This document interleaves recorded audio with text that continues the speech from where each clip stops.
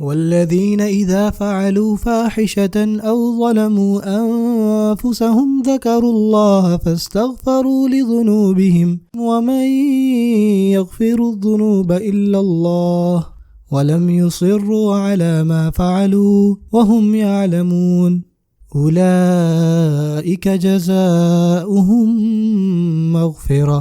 اللہ اکبر. اللہ تعالیٰ فرماتے ہیں وہ لوگ جنہوں نے ظلم کیا، گناہ ہو گیا ان سے، کوئی بھی فاحشہ کا کام ہو گیا ان سے، تو انہوں نے فوراً اللہ کو یاد کیا اور اللہ سے مغفرت مانگی اور وعدہ کیا کہ وہ دوبارہ یہ کام نہیں کریں گے. اللہ تعالیٰ فرماتے ہیں یہ ہیں وہ لوگ جن کو ہم معاف کریں گے، اور یہ ہیں وہ لوگ جن کے لیے ہم نے جنت تیار کی ہے. جنت کس کے لیے؟ اب پتہ ہے کہ ہم میں سے کوئی بھی یہاں پہ پرفیکٹ نہیں ہے. سو اب اس کا کیا یہ مطلب ہے کہ ہم میں سے کوئی جنت میں نہیں جائے گا؟ نہیں، جنت آپ کی اور میرے لیے ہی تو بنائی گئی ہے. ہم سے گناہ ہو جاتے ہیں بالکل، لیکن اگر ہم توبہ کر لیں تو گناہ معاف بھی ہو جاتے ہیں.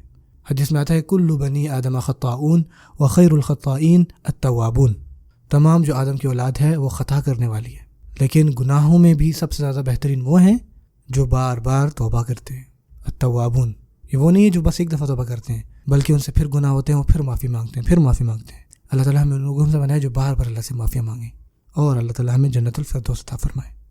میں یہ بات اپنی ختم کرنا چاہتا ہوں، یہ بات کہتے ہوئے کہ جو سکون ہمیں یہاں ملتا ہے اللہ کے گھر میں، یہ بات جان لیں کہ اللہ کی جنت میں سوچیں کتنا پرسکون ہوگی وہ جگہ، اور انشاءاللہ ہمیں وہ ملے گی. وہ زیادہ دور نہیں ہے، ہمیں بس کوشش کرنی ہے. جب ہم سے کوئی غلطی ہو جائے تو واپس آئیں. شیطان نہیں چاہتا کہ آپ واپس آئیں، آپ توبہ کریں. یاد رکھیں کہ اللہ تعالیٰ نے جنت کو بھی گناہ گاروں کے لیے ہی بنایا تھا، وہ گنہگار جو اللہ سے توبہ کرتے ہیں.